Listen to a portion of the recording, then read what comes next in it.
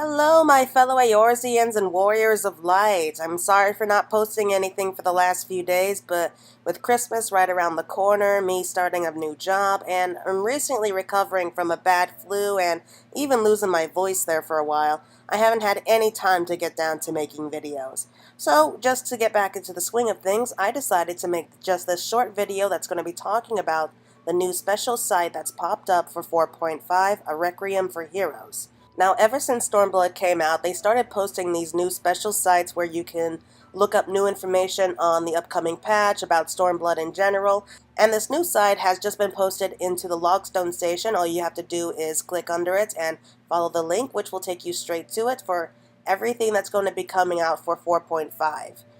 And in case you weren't aware, there's going to be a brand new Letter from the Producer live coming out next Friday on the 21st. And it's going to be giving us some more information on 4.5, including an actual date and perhaps even a trailer for it. I'm not sure about the trailer yet. But we're going to be talking about everything that we know so far, everything that has been posted here so far on the new site, and I will be making later updates when we have more information. Now, 4.5, A Requiem for Heroes, is going to be the final patch for Stormblood. It's going to be divided into a Part 1 and a Part 2, where it's going to be wrapping up the entire storyline for Stormblood, as well as set up the storyline for Shadowbringers, which is coming out next summer. As the Eorzean Alliance approaches a critical juncture in its struggle against the Garlean Empire, the Warrior of Light faces a host of new challenges. A climactic battle awaits in the latest dungeon, the Ghimlyt Dark, and Blue Mage offers new opportunities to explore the world and master a plethora of new spells. We have some awesome artwork here, and I'm not sure if it's the official artwork for this patch, but I love it anyway. We have the Warrior of Light dressed in his samurai gear, he has his blade, ready to go, charging into action, and he's surrounded by all the banners of the Eorzean Alliance, including the newly liberated Doma and Alamigo. Like I said, we still don't have a date for it yet, other than early January. But if I had to guess a date, I would say either the 1st or maybe the 8th. The trailer isn't out yet, but hopefully it will be out soon during the new Letter from the Producer live.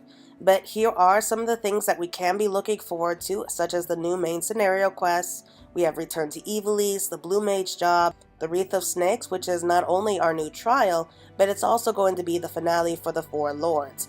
We have new Rival Wings updates, new Gold Saucer updates, our brand new dungeon. We are going to be having just the one dungeon for this patch. And we also have the Eureka Hydros, which is going to be the final round for Eureka.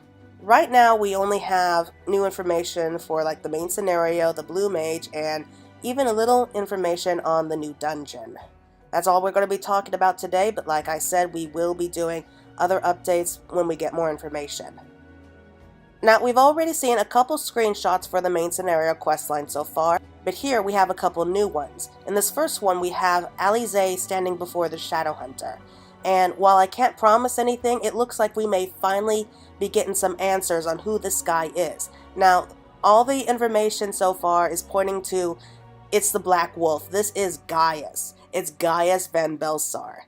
We haven't had it confirmed for us yet, but everything about him just seems to scream out that it's Gaius. And it looks like we may finally learn who he is.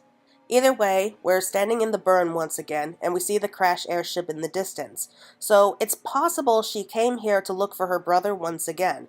And maybe she comes across the Shadowhunter.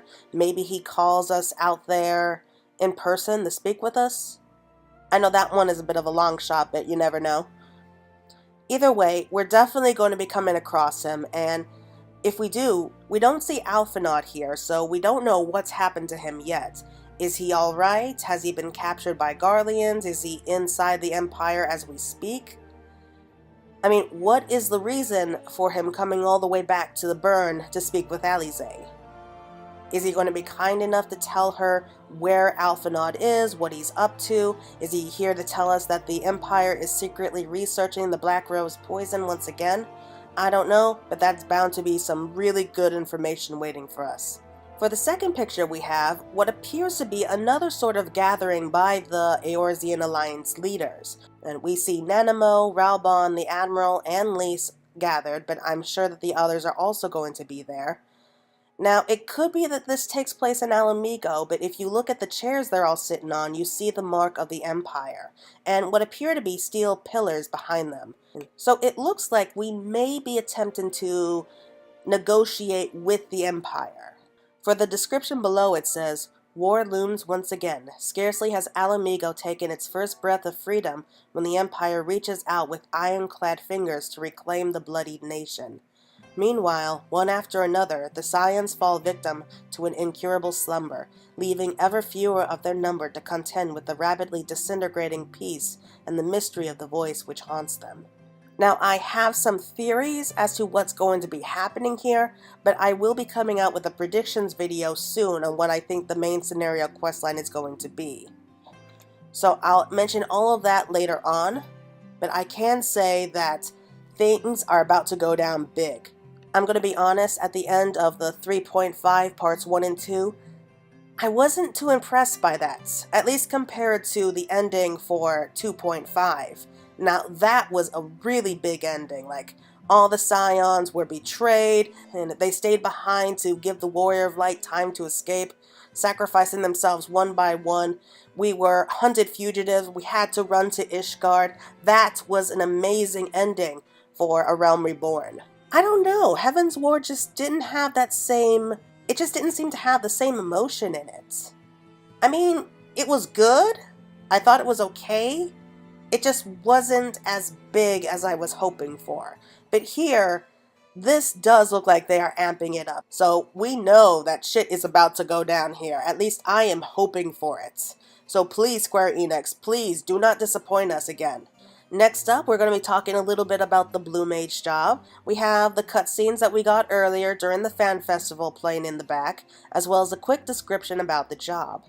A so-called mage of rather questionable character claims to have mastered an outlandish form of spellcasting that resembles neither black nor white magic during his voyage to the New World.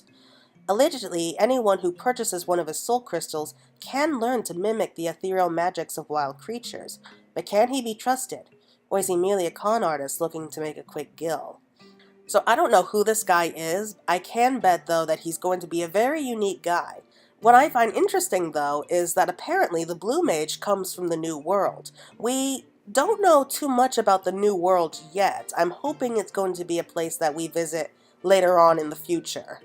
We have some screenshots of some Blue Mages, such as them learning Bad Breath from defeating this Morble, as well as the full blue outfits, which look like something you would see at a masquerade ball.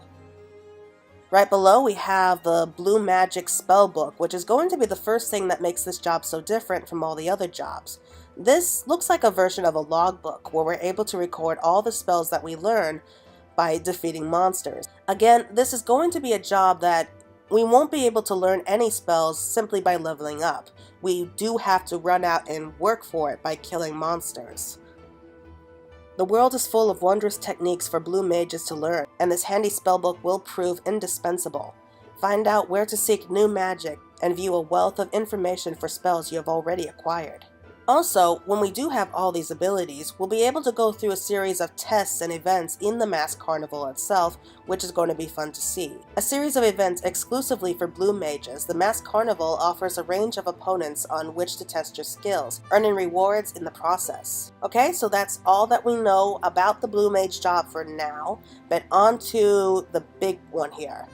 For those who dare travel twixt Aldenard and Ishabard, there is but one path, and it leads through the Ghimlyt Dark. A confluence of harsh terrain and aetherclimate conditions have shrouded the land in perpetual darkness, and is here the decisive battle for Eorzea begins. But can the Warrior of Light prevail in this land long since lost to the light? Right, so this is going to be our one and only dungeon for this patch. I'm not entirely sure which of the two patches it's going to be coming out in. I'm hoping it's going to be part 1 so that we have a chance to run through it as soon as possible. This is the area that's going to be leading us straight through Ishabard. Apparently, this is the only way to get from Eorzea to Ishabard.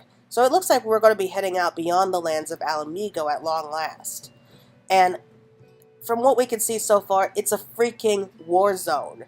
And apparently, this entire stretch of land is so messed up that it's constantly in a state of darkness. In fact, it's kind of like the Thunder Plains from Final Fantasy X. It's just dark, and the weather here is just constantly terrible. It looks like a constant war is always happening in this one stretch of land. The next scene, we have a giant robot, most likely one of the new bosses that we're going to be facing, probably either the first or second. I might be a little bit surprised if it turns out to be the main boss. And finally, we have a screenshot of the new gear that we can earn from this dungeon, and I have to say, I just love it. I love how they look. It's almost like a mixture of Alan Megan and Doman put together, which I find a nice way to end the storyline. Okay, so I think that we're just going to wrap it up there. That's all the information that we have so far, but they will be putting up more information in the coming weeks until 4.5 comes out, and even afterwards for when Part 2 comes out. So I hope you're going to be looking forward to that, and I apologize if I sound strange in this video. Like I said, I'm still recovering from the flu and haven't lost my voice, so yeah, I think that's going to be it for now. And I hope that you're going to be looking forward to the videos I have planned for this next week. So until then, I'll be seeing you soon. Bye!